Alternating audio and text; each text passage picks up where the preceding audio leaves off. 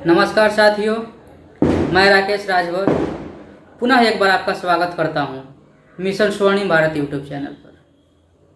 आज हम बात करेंगे कि वैदिक काल में जन्म प्रक्रिया कैसा था। क्या वो तार्किक था? क्या वो वैज्ञानिक नज़रिए से ठीक था? अगर वैसा था तो आज भी क्यों नहीं है? सपोज दैट, मान लीजिए ऐसा लोग कहते हैं कि पहले के लोगों की लंबाई अच्छी होती थी, पहले के लोगों की उम्र अधिक होती थी। तो आज के ज़माने में लंबाई कम होती है, उम्र कम होती है, लेकिन शरीर की बनावट जो होती है वो तो पहले और आज के समय में एक जैसी होती है। बनावट में थोड़ी बहुत अंतर आती है, लेकिन मूल जो बनावट है, 2 आँख होना चाहिए, 2 कान होना चाहिए, 2 हाथ होना चाहिए, 2 पैर होना चाहिए, या जन्म लेने का जो प्रक्रिया है कि कैसे पुरुष और स्त्री के मिलने से या उसके संभोग प्रक्रिया से, सेक्स संबंध से संतान की उत्पत्ति होती है, तो वो प्रोसेस पहले भी था और वो आज भी है। लेकिन जो तमाम तरह के उलूल जुलूल बातें धार्मिक ग्रंथों में लिखे जाते हैं वो कितना सही था, और अगर वैसा था तो आज भी वैसा क्यों नहीं होता है। जैसे ऋग्वेद में एक कह दिया गया है कि ब्रह्मा के मुख से ब्राह्मण पैदा हुए, उनके बाहों से क्षत्रिय पैदा हुए, पेट से वैश्य पैदा हुए और पाँव से शूद्र पैदा हुए। तो आज भी वैसे पैदा होने चाहिए अगर पहले होते थे तो। ये अलग बात है, पहले पैदा होके अगर वो 100 साल जीते थे तो अब पैदा होके 10 साल ही जिए, लेकिन प्रोसेस तो वही होना चाहिए। प्रोसेस में बदलाव क्यों? उसका जो प्रक्रिया है वो कितना तार्किक था ये आप जानिए। और तमाम तरह के वैसे बातें, जैसे गणेश कैसे जन्मे? अपनी माँ के मैल से जन्मे। क्या कोई भी व्यक्ति माँ के मैल से जन्म सकता है? और मान लीजिए पहले जन्म ले लिया माँ के मैल से, तो आज भी तो कोई ना कोई लेना चाहिए ना माँ के मैल से। मान लीजिए पहले अगर पैदा होते उसका वजन 5 किलो था तो अब 1 किलो का ही हो, लेकिन हो तो कम से कम अगर पहले था तो इन सब चीज़ों को आप समझिए। और अब लोग कहते हैं कि उन पुरानी बातों को आप लोग क्यों ढोते हैं, उन पुरानी बातों को आप लोग क्यों रिपीट करते हैं। भाई, तुम उसी पुराने धर्म को मान रहे हो। ये जो अतार्किक बातें जिस धर्म ग्रंथ में लिखी गई है, तुम उसी धर्म ग्रंथ की पूजा कर रहे हो, तुम उसी धर्म ग्रंथ को मान रहे हो, तुम उसी धर्म ग्रंथ के अकॉर्डिंग आज भी तमाम तरह के रीति रिवाज और परंपराएं कर रहे हो, तो तुम उसको क्यों नहीं छोड़ देते अगर वो पुरानी हो गई है तो। मनु, तमाम तरह के मनु हुए, मनु भी अलग अलग हुए, शास्त्रों में उसका उल्लेख मिलता है। तो मनु जो है सूर्य के पुत्र, छींक आने से नाक से पैदा हो गए। अब बताइए, छींक आने से भी कोई पैदा होता है? मंदोदरी प्राचीन समय की एक पात्र का नाम है, इसको आप तमाम तरह के टीवी सीरियल या धर्म ग्रंथों में पढ़े होंगे। तो मंदोदरी जो है मेढकी से पैदा हुई थी। अजीब हाल है, मेढक से इंसान पैदा हो जाते हैं। ब्रह्मा की बेटी थी सरस्वती और पत्नी थी सरस्वती।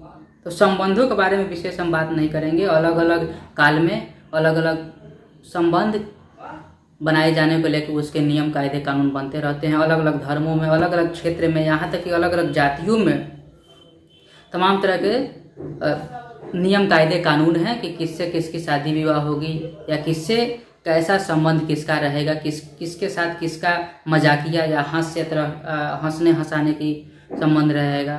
तो ये अलग अलग समय की अलग अलग परिस्थितियाँ होती हैं। लेकिन ये भी आप सोचिए, क्योंकि वो भगवान थे तो ब्रह्मा की बेटी भी सरस्वती थी और पत्नी भी सरस्वती थी। खैर, इंद्र अहिल्या से रेप किए, तो हमारे देवी देवता कैसे थे? रेपिस्ट थे या नहीं थे?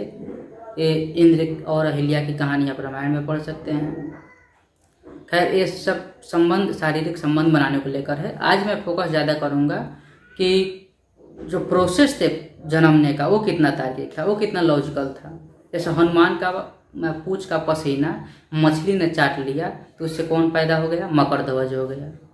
और मकरध्वज जो है 13 दिन में उतना बड़ा हो गया और उतना बलशाली हो गया कि हनुमान से लड़ पड़ा। और यहाँ तमाम तरह के सवाल पैदा होते हैं कि जब कोई चीज़ खाया जाता है, पिया जाता है, तो अमाशय में जाता है, गर्भाशय में नहीं जाता है। तो मछली ने जब पसीना चाट लिया तो उसके अमाशय में गया, गर्भाशय में कैसे चला गया कि हनुमान का वहाँ संतान रहने लगा। और 13 दिन में वो कैसे उतना बड़ा हो गया कि हनुमान से लड़ पड़ा। और एक और अजीब बात कि मछली इंसानों की भाषा समझती कैसे थी कि मछली ने बता दिया अपने बच्चे से, मकरध्वज से, कि तुम्हारे पिता का नाम हनुमान है। तो इन सब चीज़ों का आप सोचिए कि कितना तार्किक है। पवन सुत यानी कि हवा और अंजनी के संबंध बनाने से हनुमान की उत्पत्ति हुई, हनुमान जन्मे। अजीब अजीब विचित्र विचित्र कहानियाँ हैं। विष्णु मोहिनी रूप एक समय लिए थे। एक समय था जब विष्णु जो है मोहिनी रूप लिए थे, और मोहिनी रूप जब धारण किए थे तो शंकर से उन्होंने संबंध बनाया और उससे भी एक पुत्र की प्राप्ति हुई। ये हमारे भगवानों की लीला है, उस लीला को आप समझिए। महर्षि एक विभांडक थे, तो उनकी वीर्य को हिरणी पी गई, हिरण, और उससे कौन पैदा हुए? श्रृंगी ऋषि जन्म। शांतनु के पुत्र जो है, शांतनु के महाभारत का एक पात्र है शांतनु, तो शांतनु के जो पुत्र विचित्र वीर चित्रांगदा, वे निसंतान मर गए। तो उनके जो पत्नियां थी अम्बा और अम्बालिका, उनका नियोग प्रक्रिया से व्यास मुनि के माध्यम से धृतराष्ट्र और पांडु जन्मे। और फिर धृतराष्ट्र से 100 बच्चे हुए जो कौरव कहलाए, और फिर पांडु से 5 हुए जो पांडव कहलाए। तो नियोग प्रक्रिया क्या है, इस पर अलग से बात करेंगे। लेकिन आप लोग अगर धार्मिक हैं तो नियोग प्रक्रिया आपके धर्मशास्त्र में है, इस पर आप सर्च कीजिएगा कि नियोग प्रक्रिया क्या होता था। सुदास दमयंती नियोग प्रक्रिया के माध्यम से वशिष्ठ मुनि से वो संतान की प्राप्ति किए। राम लक्ष्मण भरत शत्रुघ्न, ये जो चारों जन्मे एक खीर खाने से हुए। राजा दशरथ के जो 4 पुत्र थे, इन चारों लड़कों के या चारों भगवान लोग मानते हैं, राम लक्ष्मण भरत शत्रुघ्न, ये अपने माता पिता के जो प्राकृतिक संबंध होते हैं उस तरीके से पैदा नहीं हुए। ये ऋषि एक यज्ञ कराए और खीर दिए, खीर इन चारों के माताओं ने खाई, तब जाके ये जन्मे। तो इन सभी चीज़ों को आप गौर कीजिए, क्योंकि आज के दौर में भी आप इन्हीं सब चीज़ों को आप मानते हैं किसी न किसी रूप में, और प्रत्यक्ष या अप्रत्यक्ष रूप में इन्हीं को भगवान मानते हैं। इनकी महिमा जिन ग्रंथों में लिखी गई है उसका वर्णन करते हैं, उसका जिक्र करते हैं। तमाम तरह के धार्मिक अनुष्ठान में उसका आप महिमा मंडन करते हैं, उसको पढ़ते हैं, उसको पूजते हैं। तो जाहिर सी बात है कि उसके बारे में आपको जानने की भी ज़रूरत है, और आप नहीं जान रहे हैं और कोई बता रहा है उसको, तो कम से कम सुनने की भी साहस रखिए। छोड़ना नहीं छोड़ना ये अलग बात है, लेकिन कोई अगर पढ़ रहा है और उस चीज़ को आपके सामने रख रहा है तो उसको कम से कम सुनने का साहस रखिए। उसको छोड़ना नहीं छोड़ना ये आपका अलग विषय हो सकता है। तो मैं आशा करता हूँ आप इन सब चीज़ों को समझे होंगे कि कितना तार्किक था वैदिक काल में जन्म प्रक्रिया। फिलहाल के लिए इस वीडियो में इतना ही, मुझे दीजिए इजाज़त।